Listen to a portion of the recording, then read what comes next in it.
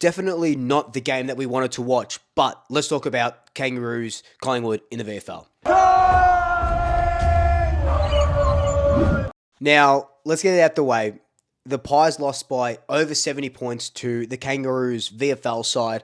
And when you look at that on paper, you go, oh my God, that is absolutely terrible. And then you watch the game and you go, oh my God, that's absolutely terrible. We kicked one goal for 3/4 of football. And North Melbourne, in that second quarter, they kicked 7 goals. Third quarter, they kicked 7 goals. Last quarter, they kicked 4 goals. The scoreline looks a little bit reasonable, even though it's still a 70-point loss, because in that last quarter, we kicked 6 or something goals.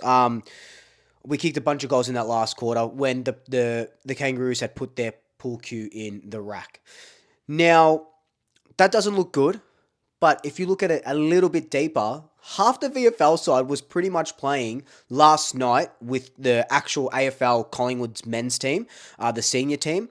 And when you take a bunch of those players out, the VFL team tends to suffer a little bit, especially with all of the changes, and they had to bring other players in that weren't, that's still part of the VFL squad, but not playing consistent VFL footy. And we saw this a lot last year as well, when we had those 17 injuries, and a lot, like Ned Long, Lockie Sullivan, Ed Allen, the guys that were playing yesterday, Will Parker, Oleg Markov, they had to get ripped from the VFL into the senior side, and the VFL team faltered. Now, last week we beat the undefeated GWS Giants, and that's with pretty much a full VFL side.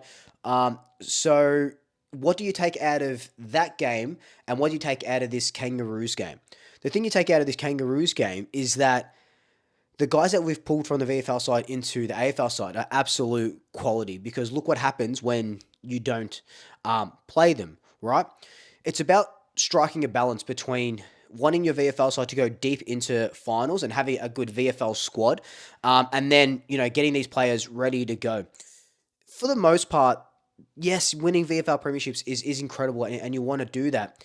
But when you've got a club-affiliated team, it's just a feeder, especially because those senior players are playing, or the AFL listed players are playing.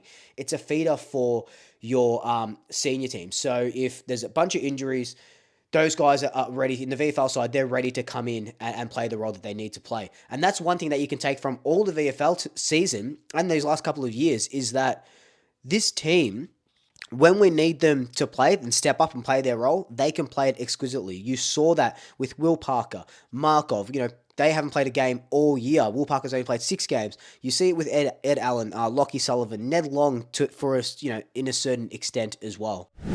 But despite all of that, let's talk about some of the AFL listed players that played in the VFL that had really good games. Now, Harry Demattia, he has just got a rich vein of form at the moment. This is his third game in a row where he's just absolutely blitzed the opposition. And I know we still lost, but he had 31 disposals, 8 tackles, 5 clearances. As an inside mid, this guy's going to get a call up really, really soon. I'm surprised. I would have probably played him against North, debuted him against North. Tom Mitchell, 17 disposals, 7 tackles, 5 clearances. So he's getting back to his best. He's ready to go. It's just Ned Long keeping him out of the team yet. Do we see Ned Long and Tom Mitchell face their former side Hawthorn together in the Coalmouth? That would be actually pretty interesting. And then you look at the other players. Oscar Steen kicked 2 goals. He's one of the guys that I reckon could replace Cox and give us a little bit more energy in that ruck forward role. I love what Oscar Steen has been doing. At the start of the year, I said Illaru Smith has overtaken him. Oscar Steen has overtaken Illaru Smith. They've been trialling him out in different positions as well. I thought Jakob Ryan played pretty well off that half-back line. What did he have? 26 touches, a bunch of intercept possessions as well. So did Charlie Dean, Sam Glover. But it was just not a game for forwards. Riley Mason kicked 1. When you're kicking, 7 or 8 goals in a game, you're not really getting much of a look at it. 1 goal for 3/4 of football is just crap. It's shit house, to be honest. Charlie West didn't kick a goal. So, yeah, it's just going to be really interesting to see what happens from here, because this is the last tune-up of these VFL players before the mid-season draft on Wednesday. Because, we've got that video up here as well for the mid-season draft video that I did with Craft of the Draft. Josh Brown could go. Riley Mason could go. So we'll be, have less players next week as well before our next game. So that's going to be interesting to see. do Riley Mason and Josh Brown get picked up by Collingwood? Rod Ali didn't play today. Oh my God, I don't know where I'm going. I'm sick. I've got the head flu. TJ didn't play today. So we had a lot of players missing, and not just because they were in the AFL side, just because some of them were injured and some of them just weren't playing.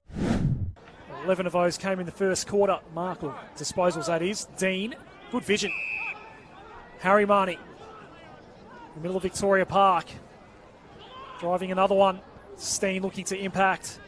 Comes to ground. Kennedy's got 2 in this last quarter. Long range handball. Marnie stepping away. Got the handball out and the finish there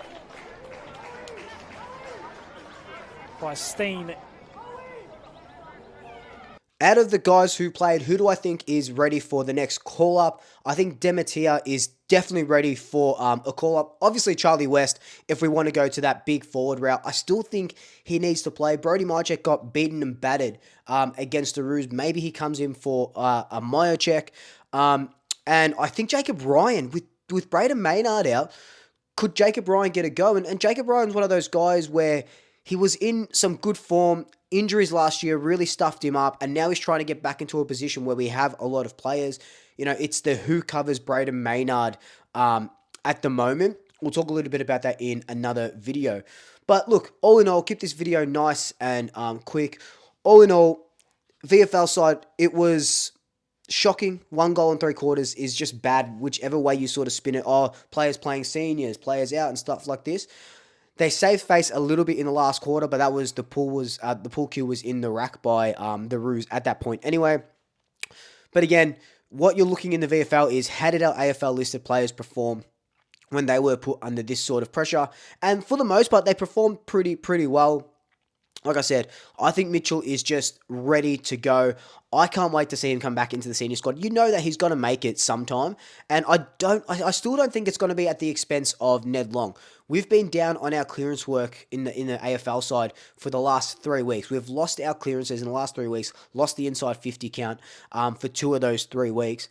I do think that we need a Tom Mitchell type. Ned Long is great, and I love what Ned Long is doing. And, you know, they're both inside mids, but I still think that Tom Mitchell plays a little bit differently to Ned Long, where I feel like Tom Mitchell is the retriever, and Ned Long is more of the inside mid protector, if that makes sense. It definitely makes sense in my head. Let me know if it makes sense to you. So, Collingwood lose by 70 points to a top 4 side in the Kangaroos. We're still sitting pretty in the top 8, which is nice. We'll see how we line up next week. The mid-season draft is in a few days. Josh Brown looked great today. Riley Mason, we know, has kicked nearly 20 goals this season. So it's going to be interesting to see who gets plucked from our team and what our VFL team looks like the next game. But until then, like, comment, subscribe, tell your family, tell your friends, and one shaka. I'll swoop you later.